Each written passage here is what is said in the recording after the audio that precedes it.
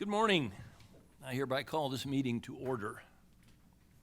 I'd like to recognize several luminaries this morning from the city of Tulsa, Paul Zachary, and Bobby Stem, of course, from the Oklahoma Association of General Contractors, Joshua Sherem, Senator Lankford's office. Where's Joshua? There you are. And Rich Breer. I didn't see, there he is. Okay. Very good. Well, welcome. Nice to have you here. Secretary, please call the roll. Mr. Boswell? Here. Mr. Studeville? Here. Miss Billy? Here. Mr. Freimiller? Here. Mr. Dyson? Here. Mr. Alexander? Here. Mr. Scott? Here. Mr. Junk? Here. Mr. Peterson? Here. Director Gatz, you are recognized to present. Thank you, Mr. Chairman. Good morning, Commissioners. Start off this morning, I thought it might be important to recognize Governor George Nye.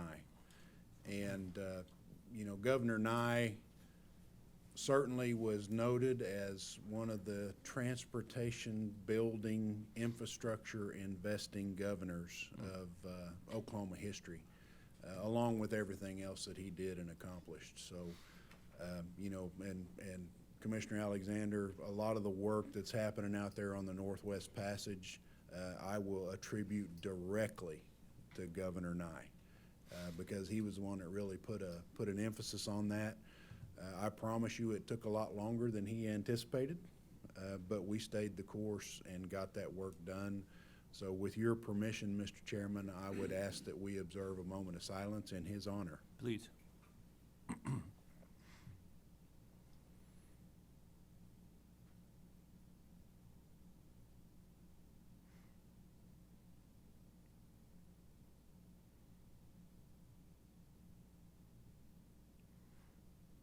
Thank you, Mr. Chairman, and true Oklahoma treasure.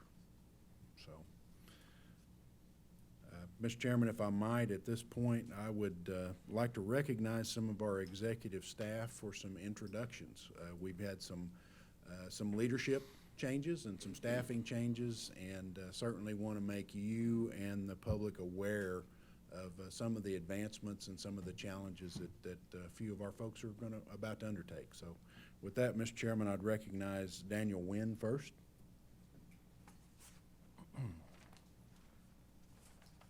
Good morning, Mr. Chairman, Good morning. members of the commission. With your permission, I'd like to ask Mr. Stephen Gote to join me at the podium. Please.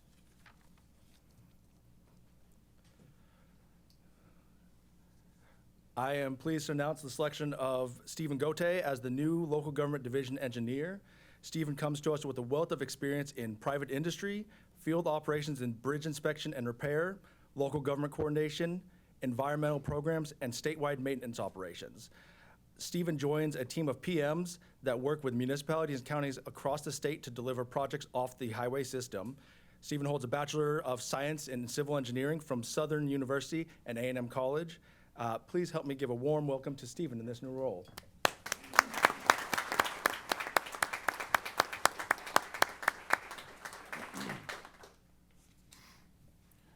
Mr. Chairman, Sean Davis for a couple of introductions.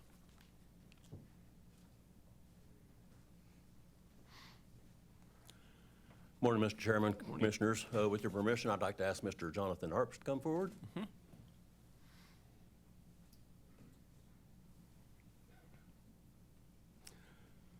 So because Daniel introduced Stephen as the new local government engineer, I'm having to introduce Mr. Jonathan Arps this morning as the maintenance engineer. But Mr. Jonathan Arps was named the Oklahoma Department of Transportation State Maintenance Engineer in July 2025. In this role, Arps oversees the agency's intelligent transportation system, participates in budget planning for ODOT's field districts, and promotes consistency among agency maintenance crews and through the maintenance management system and the maintenance quality assurance program. He also provides counsel on personnel matters and represents the department in meetings with state and federal agencies and other stakeholders. Arps has more than 20 years of experience at ODOT, most recently serving as district maintenance engineer at District 1 headquarters in Muskogee. Since joining the department in 2003, he has held a variety of positions, including engineer in training, inspector, project manager, bridge and local programs engineer, and resident engineer. His notable project work includes the I-235 interchange at 36th Street, just right up the road, and multiple bridge projects over the Cimarron River. He holds a bachelor's degree in civil engineering from Oklahoma State University and was named both District 1 Employee of the Quarter and Employee of the Year in 2022. Born in Panama City, Florida, Arps currently lives in Broken Bow with his wife Katie and their 2 sons. They plan to relocate to Oklahoma City in the near future. Congratulations, Jonathan.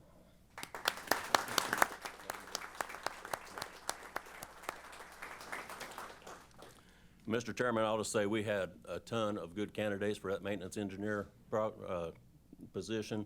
Very proud of the folks we got working here. Had some really good interviews. Wasn't an easy choice, but he's going to do great. At this time, I'd like to ask your permission to bring Will Snipes up to the podium. Mm-hmm.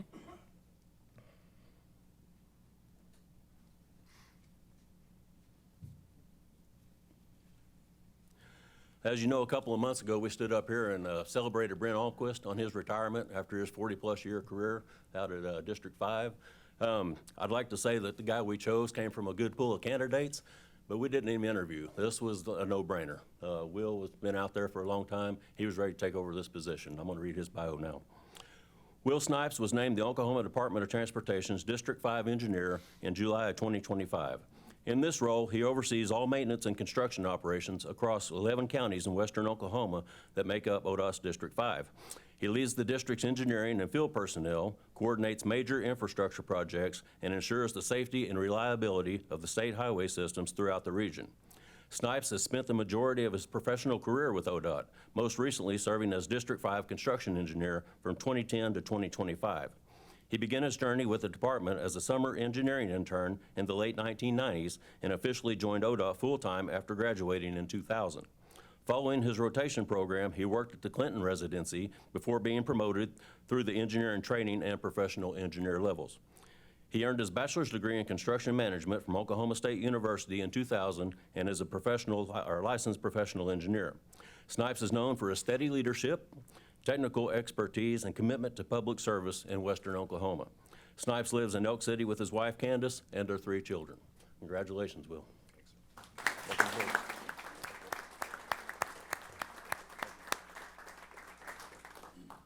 And Mr. Chairman, Justin Hernandez for an introduction. Morning, Mr. Chairman, Commission. Good morning. With your permission, I'd like to invite Ms. Lauren January up to the podium.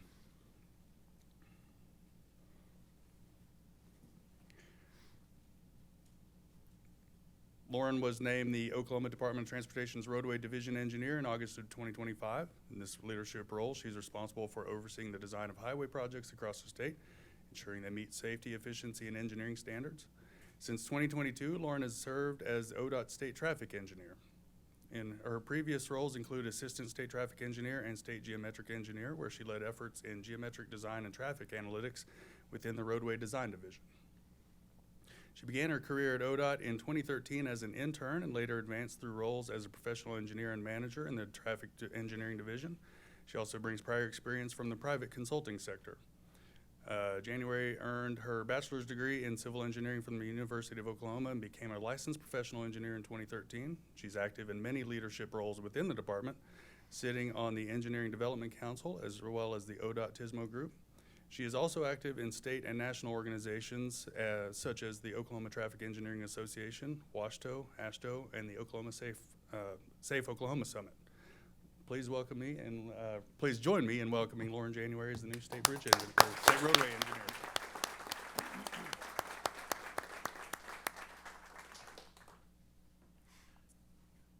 Mr. Chairman, Commissioners, the department is blessed with incredible employees at every level. It has been my privilege to watch these folks excel, and it didn't make any difference what challenges we placed in front of them. They have always exceeded our expectations. I am so grateful that we have individuals like these 4 that are willing to shoulder the burden of leadership in this organization and continue the long-standing tradition of excellence that the Department of Transportation shows. So again, we welcome them, and I certainly appreciate their willingness to take on some new challenges. Mr. Chairman, at this point, if I might recognize Taylor Henderson for some special recognition.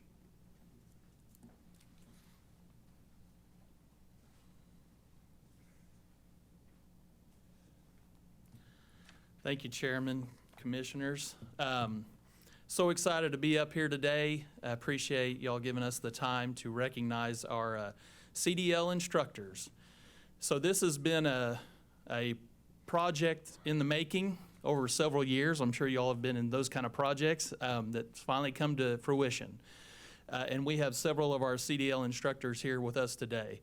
Learned about this program from Colorado, some of the conferences we go to, that they did a joint project in their state.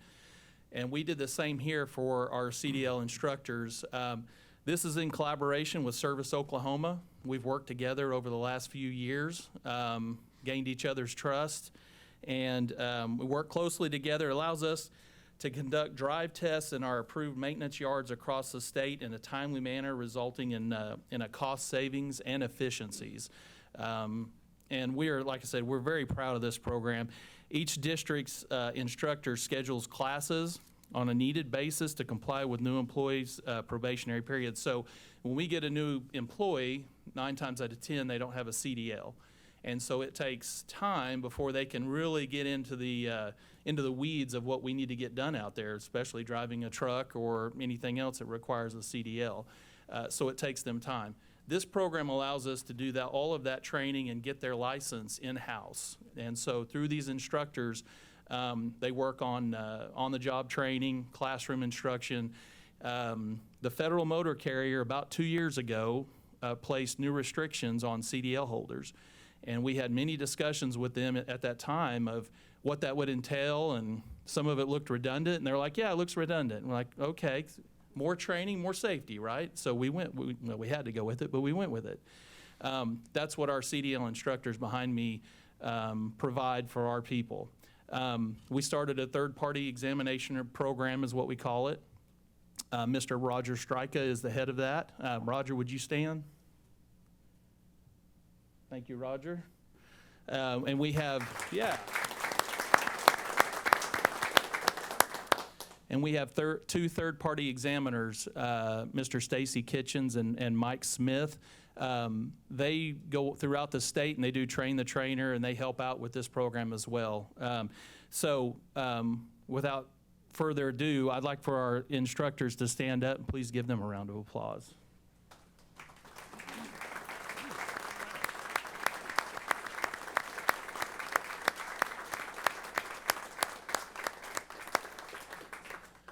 They have to perform so many tests throughout the year to qualify for the program as well, and we're going to honor them with a coin today. And we'll also take pictures with them after this, because there's so many of them here today. It'd be kind of weird in here. So please stick around after this, and we'll take some photographs. So thank you all very much for letting us recognize that today. Yep.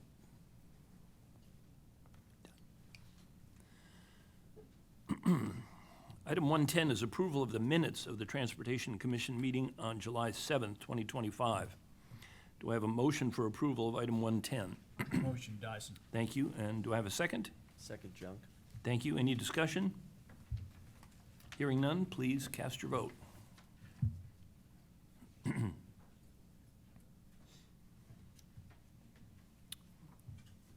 Motion passes. Thank you very much.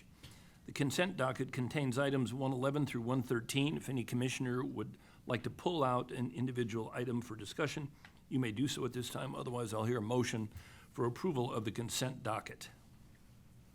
Motion, Alexander. Thank you. And do I have a second? Second, Billy. Thank you. Any discussion? Please cast your vote.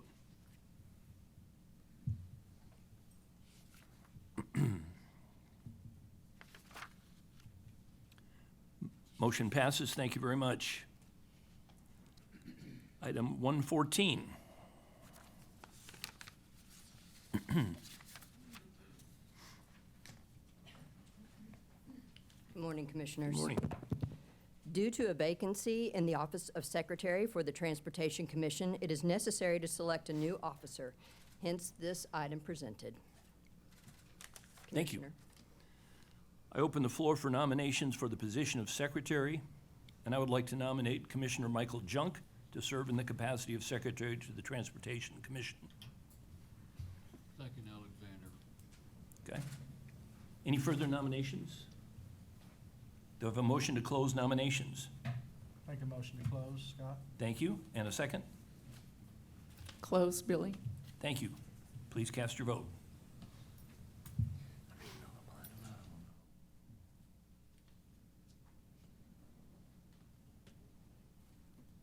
Motion passes. Congratulations, Commissioner Junk. Thank you.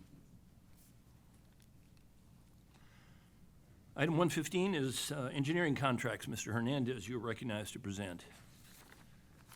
Good morning again. Item 115 is engineering contracts. I've got 6 this month. 3 are statewide and 3 are project-specific. Part A is statewide on-demand environmental services for local government projects. The department has selected 7 firms to provide these services on an as-needed basis. They are CC Environmental, C.H. Guernsey and Company, Garver LLC, Hudson Prince Engineering and Inspection, Kimley Horn and Associates, Kleinfelder, and Olson. Total aggregate value of these contracts is $2,100,000. Part B is also statewide. This is for on-demand cultural resources inventories, National Register of Historic Places evaluations, and mitigations proposals. Department has chosen 7 firms to provide these contract services on an as-needed basis.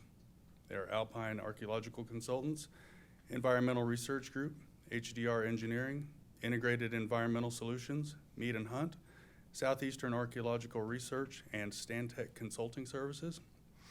Total aggregate value of this contract series is $2,100,000. Part C is also statewide. This is for on-demand LiDAR mapping. The department has chosen 7 firms to provide these contract services on an as-needed basis. They are Bearing Tree Land Surveying, Carroll Surveying and Mapping, CEC Corporation, Frontier Land Surveying, NV5 Geospatial, Technical Applications and Consulting, and WGI. Total aggregate value of this contract series is $5,250,000. Part D is in District 7. This is Murray County. This is to reconstruct and rehabilitate the highway, State Highway 7 through the city of Sulphur. The department has chosen Poe and Associates to provide engineering services for this contract. Contract value is $1,236,681. Construction phase of this project is included in the 8-year construction work plan with the scheduled let date in federal fiscal year 2030. Part E is District 8 in Creek County. This is US 75A, generally from Kiefer to Sapulpa. The project intent is to add shoulders to a 2-lane highway and reconstruct, rehabilitate the existing facility. The department has chosen Freeze and Nichols Incorporated to provide engineering services. Contract value is $1,694,850. The construction phase of this project is included in the 8-year construction work plan with a scheduled let date in federal fiscal year 2029. And Part F is District 8. This is Tulsa County. These are bridge rehabilitations in multiple locations in the Tulsa metro area. The department has chosen Burgess and Nibel Incorporated to provide engineering for this contract. Contract value is $2,230,570. The construction phase of these multiple projects is included in the 8-year construction work plan. Approval of engineering contracts is recommended, and I'll answer any questions you might have. You've heard the presentation. Do I have a motion for approval of item 115? So move, Billy. Thank you. And a second? Second, Studeville. Thank you. Any discussion? Hearing none, please cast your vote.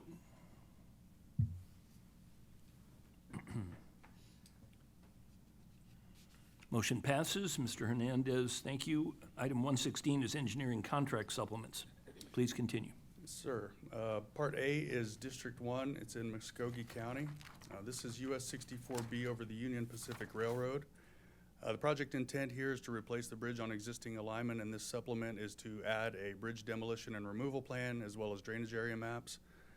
This is the first supplement for this contract. Department has previously chosen Grossman and Keith Engineering Company to provide engineering services. Construction phase of this project is included in the 8-year construction work plan with scheduled let date federal fiscal year 2030. Part B is District 2, Bryan and Marshall County. This is US 70 over Lake Texoma, the Roosevelt Bridge. Project intent here is to replace the bridge on offset alignment. This supplement is for our owner's representative services, which we'll utilize through the life cycle of this project. The department has previously chosen H&TB Corporation to provide these services. This is their first supplement. Supplement value is $2,500,000, and the construction phase of this project is included in the 8-year construction work plan with scheduled let date federal fiscal year 2026. Part C is District 2 in Pittsburgh County. This is US 69, south of the Indian Nation Turnpike. The project intent is to rehabilitate the existing facility, replace bridge on existing alignment, and safety improvements. This supplement is for median improvements under Sea-Tree Road as well as other locations. The department has previously chosen Freeze and Nichols Incorporated to provide engineering. This is their third supplement. The value of this supplement is $44,900. The construction phase of this project is included in the 8-year construction work plan with scheduled let date in federal fiscal year 2028. Part D is in District 2. This is Pushmataha County, State Highway 3, generally from Antlers to Rattan. This supplement is to accommodate 3 bridge loop replacements, keeping traffic open at all times. And the project intent is to add shoulders to 2 lanes, geometric improvements, extend bridge boxes, and replace bridges. The department has chosen EST Incorporated to provide engineering. This is their first supplement, and the value is $1,386,513. Construction phase of the construction of these projects are all included in the 8-year construction work plan. And Part E is District 3 in Lincoln County. This is a city bridge in Chandler over an unnamed creek. The project intent is to replace the bridge on the existing alignment. The department has previously chosen CEC Corporation to provide engineering. This is their first supplement with a value of $3,500. This project was part of the Bridge Formula Program approved by the Commission on April 3rd, 2023. Approval of the engineering contract supplements is recommended, and I'll be happy to answer any questions you might have. You've heard the presentation. Do I have a motion for approval of item 116? Motion Dyson. Thank you. And a second? Second, Boswell. Thank you. Any discussion? Hearing none, please vote.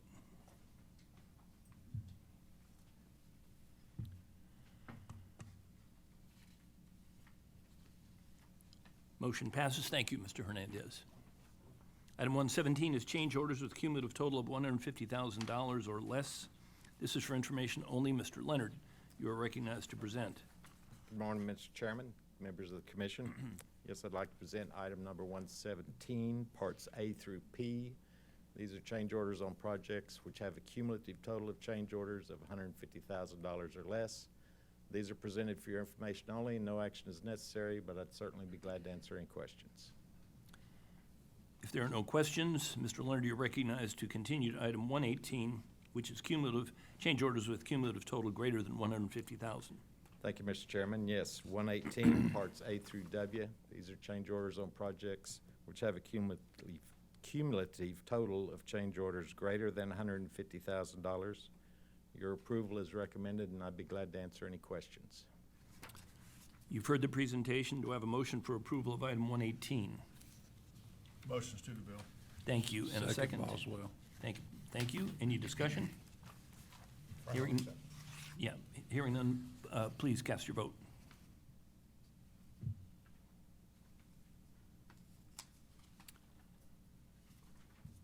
Motion passes. Thank you. Item 119 is change orders exceeding statutory limits. Mr. Davis, you are recognized to present. Thank you, Mr. Chairman, Commissioners. 119 will be presented in 2 parts. Part A is the change order exceeding statutory limits. This will be out of District 3 in Cleveland County, State Highway 9 over US 77. On April 7, 2025, the Oklahoma Transportation Commission awarded a joint seal and repair contract to B&B Construction Service for $537,175.71 and a contract time of 140 calendar days. On July 11th, just a few weeks ago, a piece of construction equipment owned and being hauled by the city of Norman struck the eastbound State Highway 9 bridge over US 77. Following the incident, the ODOT Bridge Division conducted an inspection and recommended that beam 1 be resectioned and beam 2 be flame straightened to restore structural integrity. The contract includes planned work on Bridge B. However, Bridge Division advised that no work should be proceed on Bridge B until the necessary repairs to beams 1 and 2 are completed. Delay in this repair work would impact the contractor schedule. To avoid unnecessary delays, the district recommends incorporating the additional repair work into the current contract with B&B Construction Service, who is capable of performing this work. Incorporating the additional repair work into the existing contract will save ODOT both time and money. The department acknowledges the need for this change order and recommends approval and for an additional $300,000. Because this amount exceeds the statutorily authorized 15% limit on new contracts of less than $1 million, Commission approval is required and is requested. Approval is recommended. I'd be happy to answer any questions. None here. Moving on to Part B, this is also change order exceeding statutory limits. This one's going to be out of District 8 in Creek County. This is US 75A in the city of Sapulpa. This resurface contract was awarded by the Oklahoma Transportation Commission on February 6, 2023 to Becko Contractors for a total contract amount of $657,000. Contract time was 30 calendar days. Upon completion of the project, a portion of the newly finished asphalt pavement began to exhibit movement between Cleveland and McKinley Avenues. That resulted in a washboard effect on the new surface. This was not the result of material quality, as it passed all testing protocols.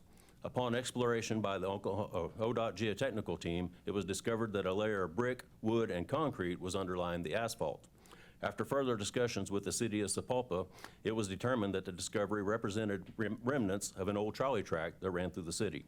To remedy the pavement surface defects, the unstable brick and wood will need to be removed and repaved with asphalt.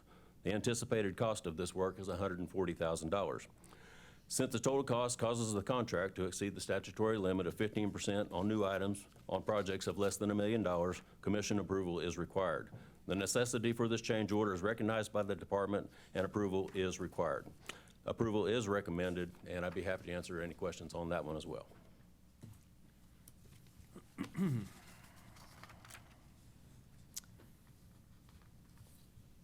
You've heard the, excuse me, I lost my place here. Item 120, you've heard the, 119, excuse me. You've heard the presentation. Do I have a motion for approval of item 119? Motion, Junk. And a second? Scott, second. Any discussion? Please cast your vote.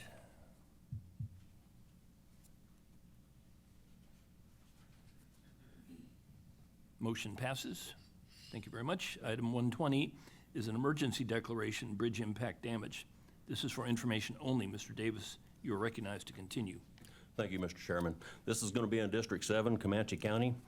On Wednesday, July 2nd, 2025, ODOT was made aware of an overheight vehicle impact in District 7 located at Deo Mission Road over US 62 westbound, approximately 3 miles west of Lawton in Comanche County. The vehicle impacting the bridge was traveling west with its bed up when it impacted the bridge. The responsible party is known. Upon notification, ODOT Bridge Division in District 7 promptly mobilized to the site to find that the bridge had received significant damage to a large portion of an exterior beam, as well as damaged interior diaphragms and other structural elements, which reduced the load capacity of the bridge.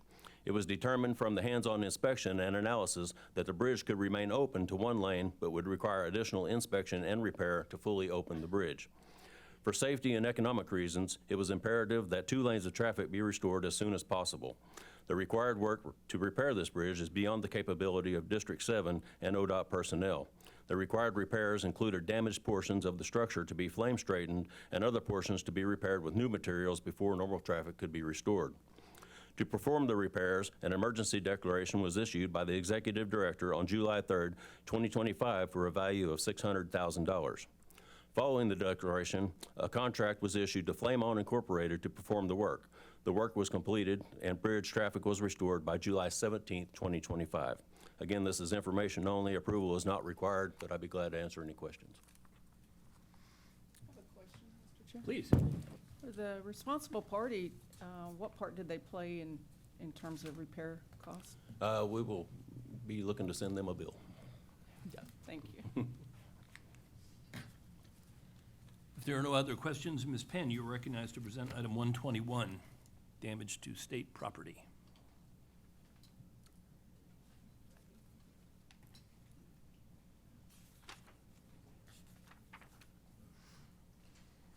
Good morning again. Good morning. On July 9th, 2024, a motorist driving a car northbound on US 70 bypass Indian Nation Turnpike near the city of Hugo departed the roadway. The motorist struck an embankment, causing the vehicle to go airborne and strike the underside of the bridge on County Road E2070 northbound. Tragically, the motorist suffered a fatal injury.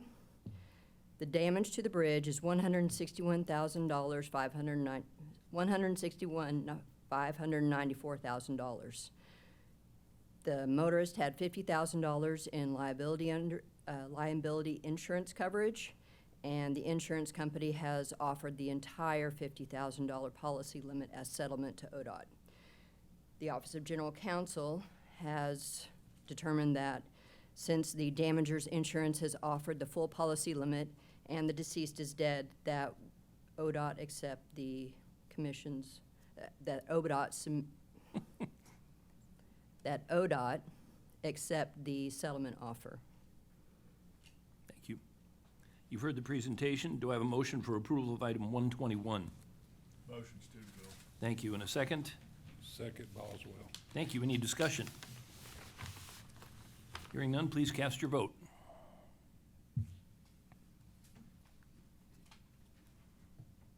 Motion passes. Thank you, Ms. Penn. Item 122, proposed bid openings. Ms. Bryant, you are recognized to present. Good morning, good morning, Mr. Chairman and Good morning. Commissioners. Item 122, proposed bid openings, consist of the final September 2025, the tentative October 2025, and the tentative November 2025 bid openings. The department recommends approval. You've heard the presentation. Do I have a motion for approval of item 122? Motion, Billy? Thank you. And a second? Second, Freinbauer. Thank you.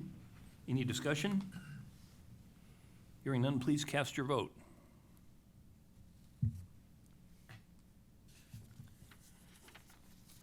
Motion passes. Thank you, Ms. Bryant. Thank you. Item 123 is awards. Mr. Goka, you are recognized to present. Good morning, Mr. Chairman, Commissioners. Item 123 is the awards from the July bid openings. It will be in two parts. Part A is from the July 10th regular bid opening.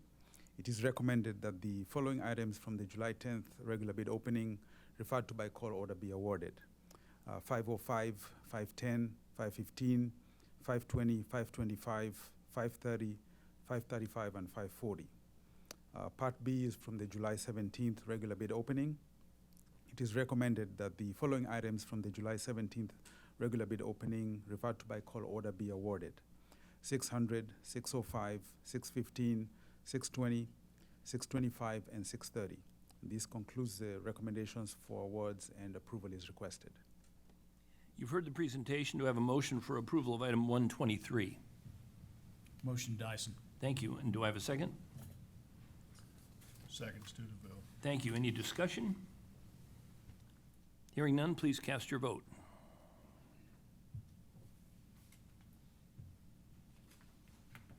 Motion passes. Thank you very much, Mr. Goka.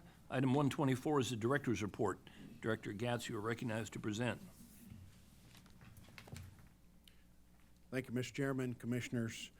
The department, as we work our way through our bridge inspection program every year, and again, every public bridge in the state of Oklahoma is inspected at least once every 2 years. Some more frequently if they are in bad shape and we need to be paying more attention to them, we inspect them more frequently. So we work with the cities and the counties and our districts to make sure that those inspections are accomplished. Ultimately, what that inspection program yields is a report that we submit to Federal Highway Administration. From that report, we are able to obtain a ranking. And for our on-highway system bridges, and now I want to put an emphasis on on-highway, not county bridges that we don't have jurisdiction for, not municipal bridges.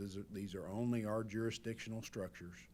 The Department of Transportation here in Oklahoma is now ranked number 4 in the nation. So,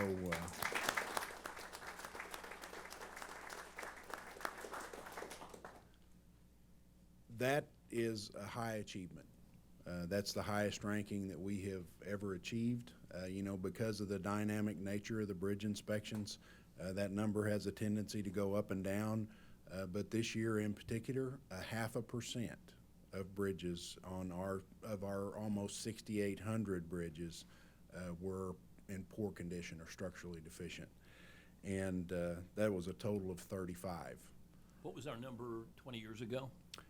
Number 20 years ago was almost 1,200 structurally deficient bridges. We were ranked 49th in the country. Yeah. So it's remarkable. We have come a long ways thanks to the support of the Transportation Commission, certainly the legislature. You know, the Roads Fund, which, you know, originated back in 2005, 2006, was the beginning of new investment at the state level that has come forward to turn this tide. And that has made this possible. Continuing support, having good staff and professionals here at the department to guide that effort and to be diligent with our investment strategies, having good partners in the private sector, our consulting engineers and our contracting community to deliver those projects. It takes everybody working together to get to that number 4 spot. And I could not be prouder to stand in front of you today and tell you that. So again, incredible accomplishment. It is going to take continued diligence for us to stay there. We've got about 1,000, maybe a little more than 1,000 bridges out there that we characterize at risk, which means that they've got some conditional elements that we're watching. And we're going to have to continue to make those improvements. The 35 bridges that are structurally deficient are included in our 8-year construction work plan, so we're going to get after those, and we'll have some more come on that we're going to have to pay attention to. So, but again, it's a good day for bridge infrastructure here in the state of Oklahoma. Wanted to offer just a little bit of a update on the Heartland Flyer. The Heartland Flyer operations were jeopardized because of the Texas and their legislature, their inability to fund the operations for another year. Last month, we got word that the North Central Texas Council of Governments voted to provide $3.5 million in funding for the Flyer, and that'll keep it in operation another year.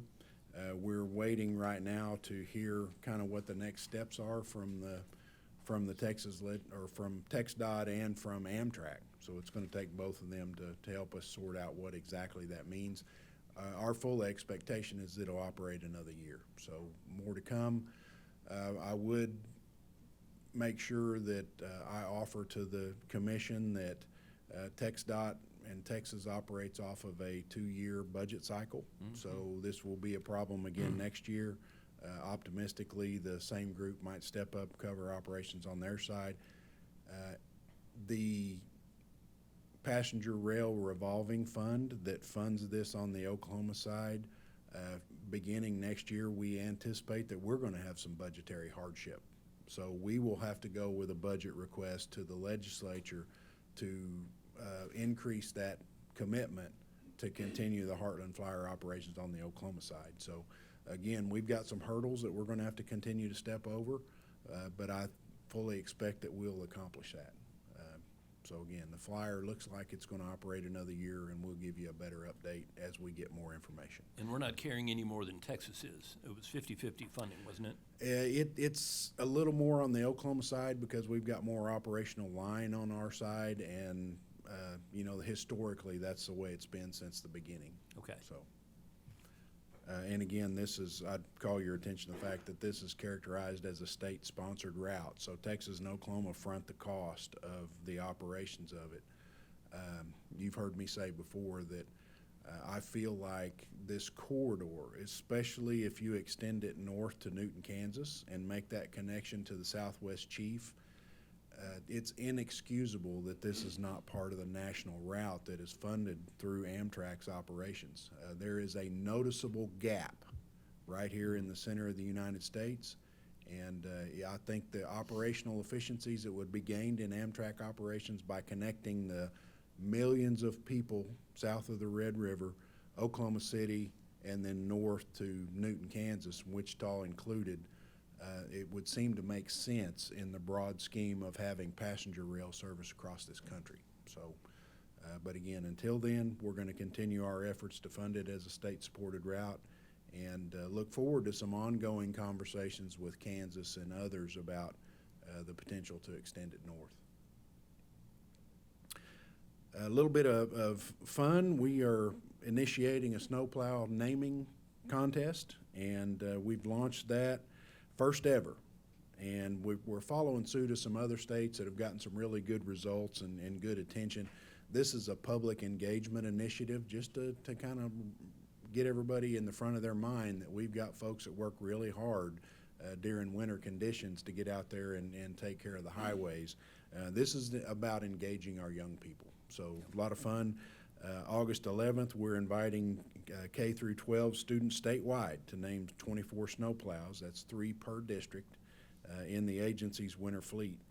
Contest encourages student creativity and community engagement while highlighting those ODOT hardworking crews who keep Oklahomans traveling safely during the winter storms.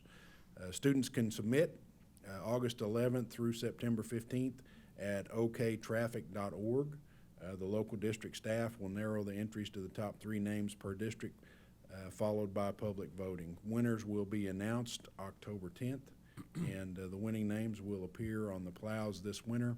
Students will be recognized with ODOT prize packs and local visibility. So we're excited about that. I never am wishful of winter weather because, again, it is very difficult for us to manage. But it's going to be upon us before we know it, and this is a pretty cool way to bring a little extra recognition there. So, some up-and-coming projects we appreciate your consideration of this morning. Interstate 40 interchange improvements in Clinton. That was a $76 million project to improve the I-40 interchanges at mile marker 65 and 65A in Clinton. The project is going to also replace 4 of those at-risk bridges on I-40, so it's not just about improving and enhancing access. The current interchanges feature ramps that are close together and can cause confusion for drivers not familiar with the area. Additionally, there's currently not access to eastbound I-40 from I-40B, and that's been problematic for a long term, and it's time for us to get in there and fix it. Project's a partnership with the City of Clinton and will reconstruct and rehabilitate the existing interchanges to help with traffic flow for the growing community. Project's anticipated to start in early 2026, about January, and estimated to take about 3.5 years, but is incentivized for early completion. This is a big project.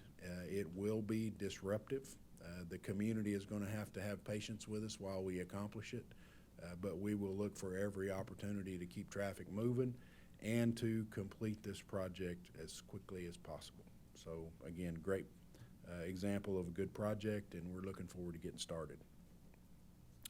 I-35 widening near Thackerville and Love County in District 7. This is a continuation of the I-35 expansion near the Red River. $16 million widening project roughly between mile marker 5 and 8. Near Thackerville and Love County. You'll recall we've completed 6 lanes just north of the Red River, have a project currently under construction north of that one, which is going to finish this fall. This project is going to fall right on the heels of that and again get us beyond mile marker 8. And TxDOT certainly got a big project going south of the Red River, and this one ties right into that very well. So again, as the project that's ongoing down there now completes, this one will start. It's a pretty quick hitting project, so we expect it will be finished this spring. And we will maintain 2 lanes of traffic open in both directions and have a few overnight closures, but nothing that'll be impactful. This time of year, as we advance on football season, it certainly will be in the front of our minds for the OU Texas game. And we'll make sure we facilitate good travel down for that annual event. Another project, US 270B, is Kickapoo Street in the city of Shawnee. That's a $22 million contract to widen the highway through town at various locations, add some turn lanes and operational improvements, and do some streetscaping in partnership with the city of Shawnee. About a 1.5 mile extension of the previous work on Kickapoo Street between I-40 and the Kickapoo Spur.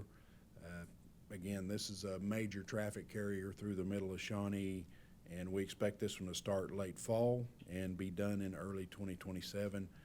Drivers should expect construction work zones, big time, temporary lane shifts, narrow lanes, and sometimes some flagging operations. And all of those 3 projects, and our 8-year work plan projects are of that magnitude. One of the things that I want to call to the attention, and we're in full-on rebalance mode for our 8-year construction work plan right now. And one of the things that is apparent to us is we are still chasing cost escalation in our estimates. So what that is going to translate to is we're going to have a very limited ability to advance projects, and we are very likely going to move some projects out. Again, that is our efforts to get our arms around cost escalation that has been challenging at best. When you experience more than a decade's worth of cost escalation in a 4-year window, that's pretty hard to anticipate, pretty hard to adjust to. One of the things that we're doing this year, as we see that cost escalation curve flatten, which it is right now, again, thankfully it's coming down to something that looks more normal. It's usually between 3.5% to about 6% now. If that trend continues, and we expect it will, then this becomes much easier for us to manage. So we're going to put a lot of effort into being fiscally responsible within the confines of our 8-year plan this year.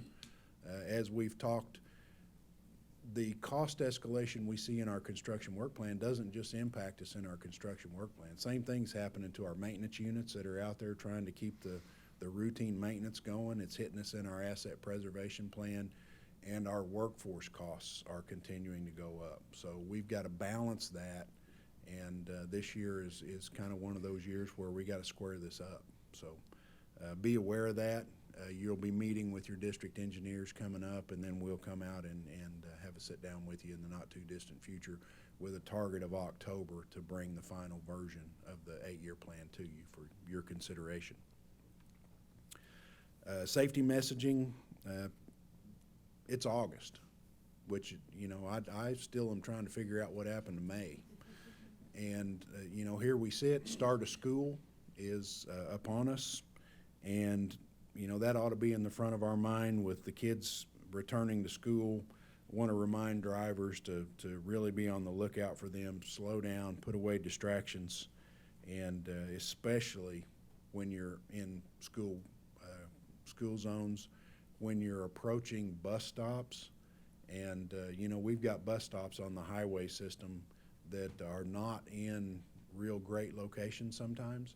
So drivers have got to be uniquely attentive when that bus pulls over to pick those kids up.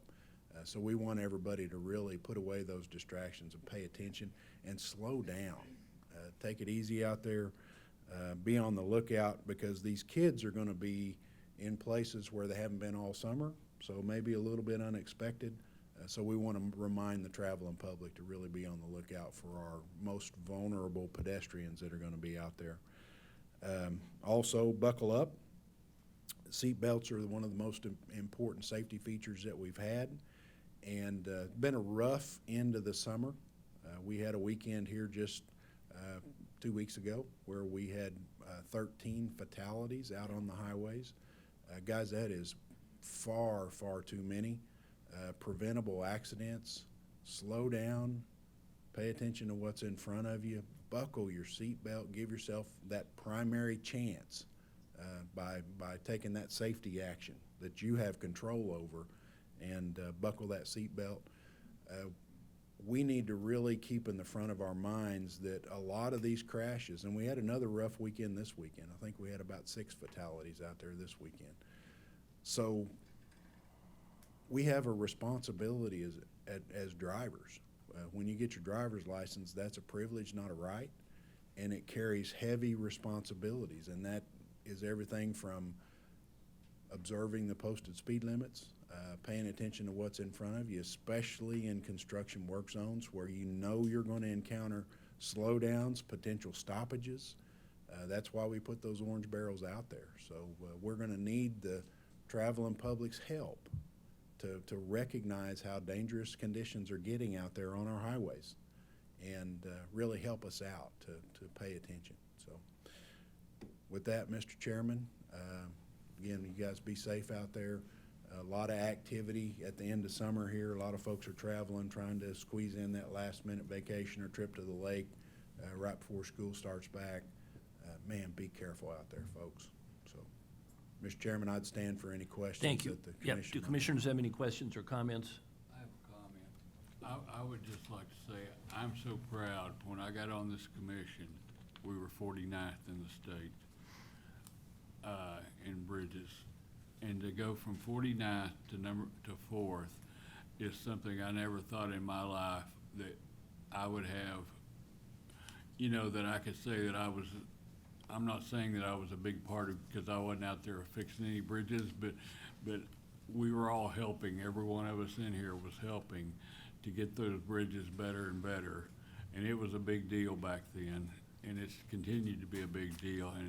And I'm so proud to think that we've come that far. Thank you all so much. It makes me so proud that we came from 49th to 4th in the nation in bridges. It's a remarkable feat. Thank you, Commissioner Alexander, on behalf of the men and women of the department that have been a part of that.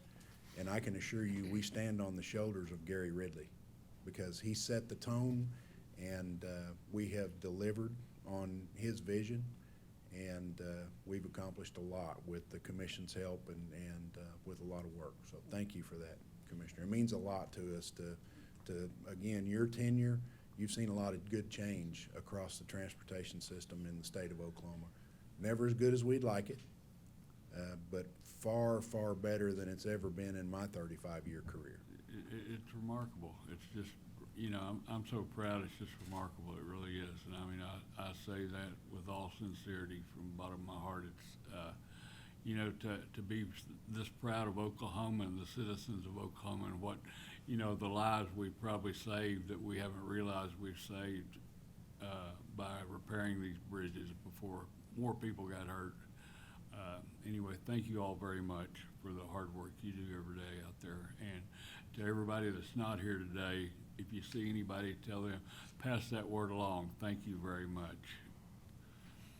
Thank you. Thank you, Director Gatz. And thank you for your remarks.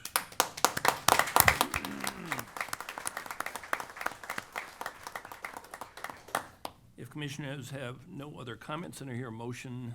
I need a motion for item 125, which is adjournment. Motion Dyson.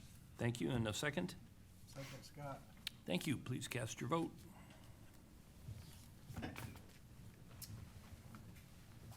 Motion passes. We are adjourned.